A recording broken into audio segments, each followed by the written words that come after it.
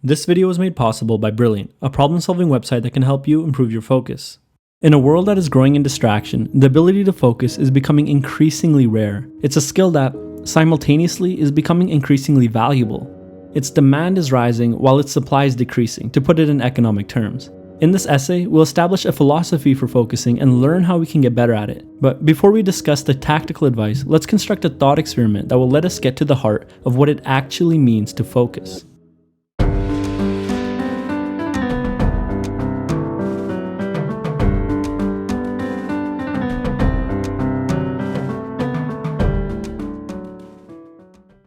Imagine that our company, Robo Inc., has built an extremely complex AI that works in one of our company warehouses. Let's call it Robo 3000. Robo 3000 has been programmed to insert a key into a keyhole, turn it at a specific number of rotations per minute, and produce as many boxes as it can. Because our AI is extremely complex and expensive, it's been programmed to sense any threats in its surrounding. A fire in the building, for example. In the event of an emergency, the AI should leave the building safely so that we can avoid the cost of replacing it. However, the Robo 3000 must also communicate with the people in the building. It has to help them with lifting heavy objects or in an emergency. We hope that, in the case of a fire, it will be able to accurately gauge threat levels, save as many people as possible, and save itself. Our company has also invested in an even more expensive and complex AI, the Robo 5000. It can update all of our Robo 3000s and make them more efficient. Because Robo 5000s are so expensive, we only have one. Furthermore, it can only update one robot at a time, and that process takes several hours. So it travels around the building, and our Robo 3000s have to interact with that Robo 5000 to help maximize their productivity. When a Robo 3000 goes to interact with the Robo 5000, it leaves its station and doesn't produce any boxes, so it must be careful not to leave its station without good reason. The Robo 3000s have to periodically communicate with the Robo 5000 to see if an update is worth getting. They have to determine whether the benefits of an update outweigh the loss in production. Okay, at this point in the thought experiment, I'd like to lay out some definitions. Consider the action of the AI putting its key into the keyhole, producing boxes, and ignoring all of the environmental stimuli. Let's call this a state of directed focus. Directed focus is directing attention at a single thought or action, a narrowed attention. It's providing undivided attention while ignoring all environmental stimuli. The opposite state will be called generalized focus. Generalized focus is broadly distributed attention. It's reacting to environmental stimulus. In a state of generalized focus, our AI will do things such as analyzing if anyone needs serious help, if there are any imminent threats, and communicate with the Robo 5000 to see if an update is worth getting. Clearly, maximizing the amount of time spent directing focus towards the production of boxes would produce the maximum amount. But if the Robo 3000 stays in a state of directed focus for too long, it might not catch what's going on in the environment. This could lead to a disaster, such as getting trapped in a burning building. Clearly, there's a dilemma here. Let's explore this problem further. How can our AI maximize its production of boxes while also reacting appropriately to its environment? How does it decide how much time to spend in a state of directed focus producing boxes and how much time to spend in a state of generalized focus analyzing its environment? How can the AI separate a fire from someone cooking in the kitchen? How can it separate a trivial request from an important request? How can it run optimally? As the coders, we have to decide what actions the Robo 3000 prioritizes. There has to be a system for operating and a hierarchy of priorities. Here's an example of an operating system. For every 30 seconds the Robo 3000 spends in a state of directed focus, it must spend 5 seconds in a state of generalized focus. During this period of generalized focus, the Robo 3000 has to prioritize the stimuli it detects in its environment and act accordingly. How will it do this?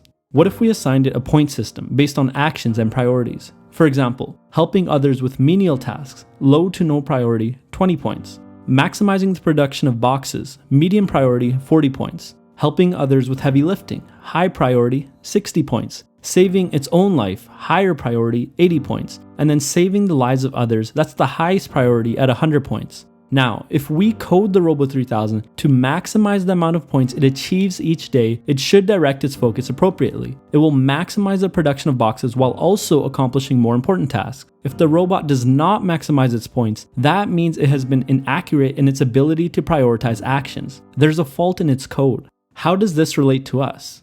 To change our ability to focus, we must, like the AI, change our code. We have to optimize our action priority point system. But I would like to borrow some terminology from the philosophy of hedonism, which we talked about in the virtual reality video, for our condition. Instead of maximizing points, you can think of humans as maximizing net pleasure. In this case, pleasure refers to any state that we would enjoy being in. The Robo 3000 uses focus as a tool to maximize the amount of points it achieves over its life. Likewise, focus is a tool that we use to maximize our pleasure over an entire life. Like the robot, we do this through an action priority system. You would be correct in thinking that there is, however, an asymmetry between humans and AI. For the AI, the actions that would produce the most pleasure were very clear. The AI knew exactly what it had to do to maximize its pleasure. For us, this is not so simple. Determining the net pleasure of an activity is not always intuitive, and it's highly subjective. Furthermore, as coders, we could easily change how the robot operates and what it prioritizes by altering its code. As humans, some of our code is decided by nature or genetics, and what's left typically has to be changed by ourselves. We'll explore how we might do this in a bit, but first, a summary. At its core, this is what the AI thought experiment is about. A robot is trying to maximize its pleasure in a very complex environment by appropriately directing its focus. How can it accomplish that? I claim that it can accomplish this through an accurate prioritization and understanding of its actions. Likewise, I argue that the same rule applies for us. Before we discuss how to improve our focus, let's take a look at some reasons why we can't focus. There's another definition I want to discuss here. What does it actually mean to not focus? Not focusing means that there's a difference between where an individual wants to direct their attention and where it's actually being directed. People direct their focus all the time, but it's not always towards what they want. Let's discuss some reasons why. Reason number 1, stress. Some people will find it difficult to direct their focus because they lead a high stress lifestyle. This is equivalent to the robot being in a burning building. It will enter into a state of generalized focus, determine an imminent threat, and begin saving people or evacuating. It could not possibly focus on creating more boxes amidst the chaos. It would be more pleasurable for it to save the people and itself. That's where it must direct its focus. That's the higher priority. I will argue that many of us are programmed in the same way. We lose the ability to direct our focus to what we want, homework for example, when our stress levels are very high. In other words, high stress situations command our attention like a black hole. They are high priority events and rightfully so. So why is this important to know?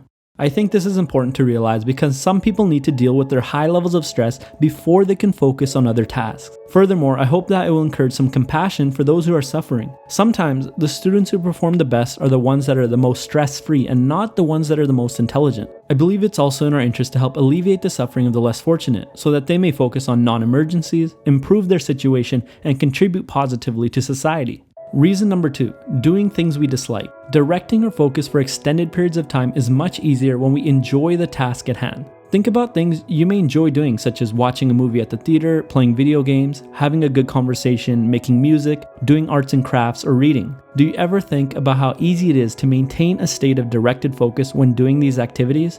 This is likely due to the fact that we find these activities intrinsically pleasurable. It's not difficult to determine that a good conversation with a friend will be enjoyable or that playing a good game will be pleasurable. We focus because we know that we'll enter into a pleasurable state. There's little to no uncertainty. I'd like to make a distinction between two kinds of pleasure, extrinsic and intrinsic. Intrinsic pleasure is derived from an activity itself. For example, a good conversation. Extrinsic pleasure is doing an activity that leads to pleasure. For example, working a job you hate for good money. Activities that are extrinsically pleasurable are harder to focus on because the activity itself is not pleasurable. Not only do they not produce pleasurable states, it's often hard to determine whether they will lead to future states of pleasure. For example, let's say I work a job I hate and I find it unpleasurable. I also don't know if I'm going to get a raise, if that raise will bring me any more pleasure, if I'll get a promotion, or if that promotion will bring me any more pleasure. I originally took this job because it gave me the extrinsic pleasure of money. Now I'm more uncertain about the pleasure it will continue to produce for me. This job will become very hard for me to focus on and, instead, I'll begin to direct my focus on activities that I know will produce pleasure such as texting or going on social media. On the other hand, intrinsically pleasurable activities are much easier to focus on because, again, there's little to no uncertainty about the pleasure that they will bring. This example doesn't map nicely onto a robot analogy because it describes an action our robot would never take. Our robot would never do activities that are extrinsically pleasurable. It can only function by doing activities that are intrinsically pleasurable. The last reason, I'd argue, is that many individuals have coded themselves to constantly seek small short-term pleasures. This is equivalent to coding the robot such that it does not save itself, doesn't help anyone else, and never goes to get upgrades. It produces a consistent, predictable, and repeatable amount of pleasure over its life, but it does not maximize its pleasure. It may be in a state of directed focus its whole life, but to what end? Directed focus is a means to an end and not an end in itself. In our example, maximizing pleasure is the end goal and directed focus is the tool or means to achieve it. Now, how can we address all of the problems? So 2 out of the 4 problems were solved above, which were dealing with stress and doing intrinsically valuable activities. So let's discuss the other 2. The first habit would be abstaining from short-term pleasure seeking. The best way to change our code arguably is through our habits. By cultivating the ability to abstain from short-term pleasure seeking, we can focus on activities that produce more long-term pleasure. So here are some practices that can help us build a habit of abstaining. The first practice is meditation. Meditation allows you to embrace boredom and to not be bothered by it. It trains the brain to not seek out immediate pleasure in boredom. It allows us to stay calm when working on activities that require more patience to produce pleasure. The second practice is deep work. I've talked about this one many times, so I don't really want to go over it again, but I have a video on it and I've discussed it in a podcast with Dr. Jabal from Med School Insiders. I'll leave links to both of these in the description. The third practice is to create a not to-do list. This is the inverse of a to-do list. Instead of telling you what to do for the day, it tells you what activities to abstain from. The real difficulty is in sticking to this list. But if you keep it out and in front of you, by using a post-it for example, it can be a great reminder to abstain from short-term pleasures. However, there is a problem with abstaining. Abstaining behaviors can be really powerful for training the brain, but I think they have to be met with some skepticism. Let's assume that doing an activity will not give me any pleasure for 80 years. I start doing it at the age of 10, but when I hit 90 years of age, this activity will produce extreme amounts of net pleasure in my life. There's a big problem if I die before that. While trying to maximize my pleasure, I died with an absolute minimum. I call this the abstaining problem. To avoid dying with a minimum of pleasure, it's important to inject a controlled amount of short-term pleasures. So that leads us to habit number 2, controlled injection of pleasure. One of the most powerful ways to inject controlled pleasure into your life is to separate it into periods where you pursue long-term pleasures and periods where you pursue short-term pleasures. Here are some practices that can help with that. Practice number 1, controlling media. Carefully select times in the day when you'll check social media, watch TV, or play video games. Choose what devices they'll be on too. Maybe you only check social media while you're on your desktop and you only play video games on the living room TV, which you have limited access to. Be deliberate about when you engage in these short-term pleasures. Dictate when you use them. Don't let them dictate you. If you want to learn how I control social media, you can watch my video on it, which I've linked to in the description. The second practice would be having a quitting time. Imagine these 2 scenarios. I tell you to run hard for 200 meters, or I just tell you to run hard. Your time would likely be faster in the former case because you know how long you'll have to expend yourself for. In the latter example, you will likely preserve your energy because you don't know when I'll tell you to stop. Likewise, it's a lot easier to direct focus when we know the bounds of when to start and when to end. Set a quitting time for each day, after which you will do no more work. After the quitting time, there are no limits on your short-term pleasures. Before the quitting time, you have to limit them. The third practice is to create blocks of work. A good way to balance short-term and long-term pleasures before your quitting time is to structure periods of intense focus followed by periods of breaks. A common technique for this is the POMODORO technique. Typically, the POMODORO technique entails someone working for 25 minutes followed by a 5-minute break. After 4 25-minute working sessions, they take a longer break of 30 minutes. In those break times, they can indulge in whatever short-term pleasure they want. During the periods of focus, they should do activities that produce long-term pleasure. This is a good way to balance both short-term and long-term pleasures on a daily basis. And the fourth practice is to create a priority list. This one is a variation of the not to-do list. You write down a list of all the activities you can do in a day and then you prioritize them on a scale of 0 to 100. Activities that receive a score of 0 are activities that you shouldn't do. All activities should add up to a total score of 100. This can help you prioritize your time like the robot. Everyone can determine their own percentages of how to spend their time, but I like to follow an 80-20 rule. 80% of my time should be spent on activities that produce long-term pleasure, and 20% of it should be spent on activities that produce short-term pleasure. Like the not-to-do list, it's a good idea to keep your priority list out in front of you. It's also good practice to write a new one each day before you start working. Just to put it all together and to give you an example of how these tactics can be implemented, my day is structured like this. 80% focus on long-term activities like writing, animating, and going to the gym. 20% focus on short-term pleasures. Right now, this mostly consists of reading, and then I'll start writing or animating at 1 p.m. and my quitting time is 10 p.m. I separate my work time using the standard Pomodoro blocks of 25 minutes, followed by a 5-minute break and a longer 30-minute break after every 4th Pomodoro. In summary, keep yourself optimally pleasured in the short term with enough thought for the long term. This is mainly done through prioritization of activities that will maximize your net pleasure in life. That's the philosophy of focus laid out in this video. I'd like to close out with an amazing quote from Steve Jobs, may he rest in peace. People think focus means saying yes to the thing you've got to focus on. But that's not what it means at all. It means saying no to the 100 other good ideas that there are. You have to pick carefully. I'm actually as proud of the things we haven't done as the things I have done. Innovation is saying no to 1,000 things. One way to get better at focusing is to build up a resistance to short-term pleasure seeking. For me, that meant checking my phone and social media less. To get rid of the compulsion to check my phone for pleasure, I had to substitute that habit with one that encourages my long-term growth. That's why I enjoy spending time on Brilliant during my Pomodoro breaks.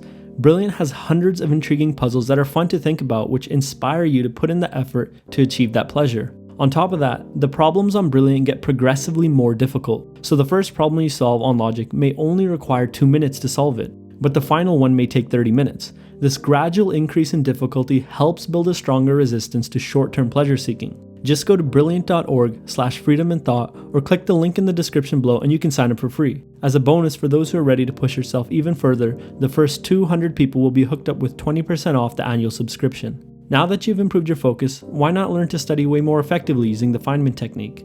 You can click the video on screen to take you over there. As always, thanks for watching, and I'll see you next time.